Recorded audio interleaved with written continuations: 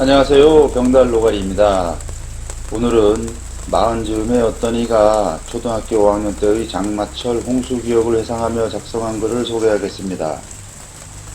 참고로 말씀드리자면 글쓴이와 띠동갑인 이모가 미국으로 이민 간 뒤로부터 거의 20년 만에 처음으로 고국을 방문했을 때 환영 인사의 추억 선물로 단숨에 써내린 글이라 합니다. 그럼 시작하겠습니다. 제목: 이렇게 비가 오는 날이면. 1972년 나의 국민학교 5학년 시절의 여름날 장마철에 있었던 이야기입니다. 당시 국민학교 5학년 초 무렵에 우리 집은 서울 종로 한복판인 수성동에서 조금은 변두리지만 신흥주택단지인 서교동으로 이사를 했습니다. 그 동네 옆으로 말하자면 한강 쪽으로 합정동을 지나 망원동에는 우리 외할머니와 대학생인 젊은 이모 두 분이 살고 계셨습니다.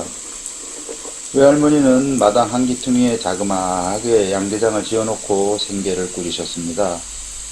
그때만 해도 망원동은 거의 시골에 가까웠기에 주변으로 논밭도 있고 소, 돼지를 키우는 집도 많았습니다. 그러던 그해 여름 어느 날 오늘같이 컴컴한 하늘에서 연일 장대비가 쏟아져 내렸습니다. 급기야 개천이 넘쳤고 망원동 저쪽 한강변의 유수지로 한강물이 역류해서 외할머니 댁 동네는 침수되고 말았습니다. 기억을 더듬어 보면 연남동에서 서교동을 지나 망원동까지 이어진 이 개천은 수년 뒤에 복개되어 왕복 4차선 도로가 되었지만 당시에는 변두리 마을을 연상케 하는 그런 개천이었습니다. 아직도 비는 무섭게 내리고 있는데 동네 방송에서 그곳 주민들이 대피하고 있다는 소식을 전해 들었습니다. 엄마와 나는 한달음에 외할머니 댁으로 향했습니다. 그러나 외할머니 댁 동네 입구에서부터 경찰 아저씨들이 제지로 접근조차 할 수 없었고 먼 발치에서 바라본 외할머니 댁 동네는 겨우 지붕 끝만 내놓고 물속에 푹 잠겨 있었습니다. 나는 물에 잠긴 황량한 외할머니 댁 동네를 그저 망연하게 바라보기만 할 수밖에 없었습니다.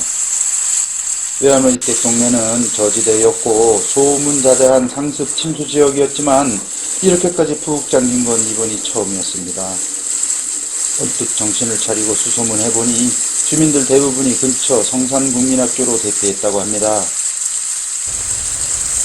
근실에 떠오르는 불길한 생각을 떨쳐버리고 성산국민학교로 달려가 빗물 뚝뚝 눈물 뚝뚝 흘리며 교실마다 빠짐없이 뒤졌지만 외할머니는 보이지 않았습니다.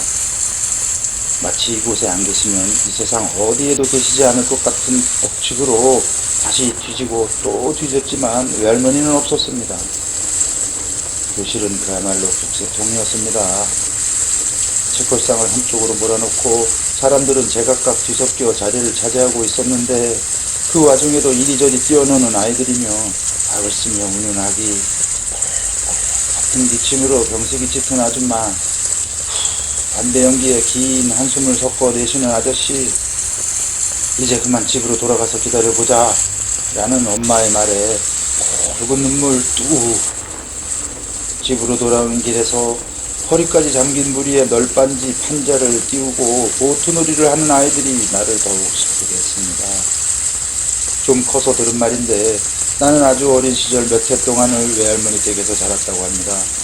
전혀 기억나는 건 없지만 할머니의 잔정 속에서 지냈다고 말할 수 있겠습니다.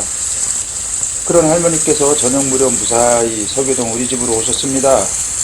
이제나 저제나 골목에서 할머니를 기다리고 있었는데 저 멀리 할머니께서 머리 위에 다라이를 얹고 비에 헉 젖어서는 그렇게 터덜 걸어오시고 있었습니다.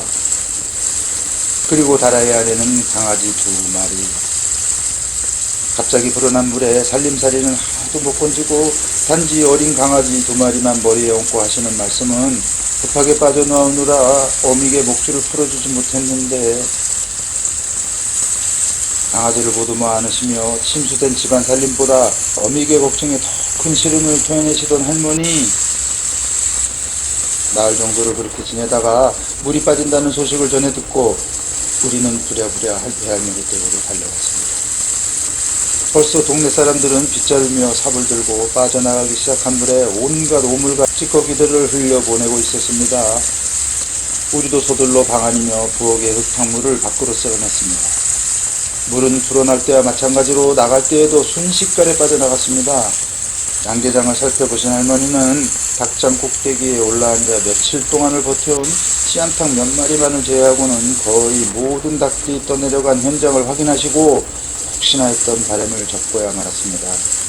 어린 몸이었지만 온 힘을 다해 마무리 청소를 하고 있는데 어느샌가 동네 이웃집에서 흰 가래떡을 뽑아 한 접시 가져왔습니다. 아마도 침수되었던 쌀자루 속의 쌀을 세척해 만들지 않았을까 하는 쓸데없는 생각을 이제와 해봅니다. 안고 들어있는 모치떡도 아닌데 그렇게 맛있을 수가 없었습니다. 외할머니께서는 어린 니가 고생한다며 가물가물 버텨온 암탉 한 마리를 안락사시켜 주셨습니다. 그리고 나는 또 먹성 좋게도 맛있게 먹었습니다. 이렇게 줄기차게 비가 내리는 날이면 돌아가신 외할머니가 생각나고 더불어 흰 가래떡과 푹 삶은 씨안탉이 생각나 괜히 문자애를 문지르다가 허허 롯tor 웃음을 짓습니다. 무섭게 쏟아붓는 장맛비를 접하면 늘 생각이 납니다. 2000년 즈음에 글쓴이가. 네, 이상으로 오늘의 영상 어린 시절 장맛비 홍수를 겪은 어느 중년의 회상을 마치겠습니다. 오늘도 대단히 감사합니다. 병달 노가리였습니다.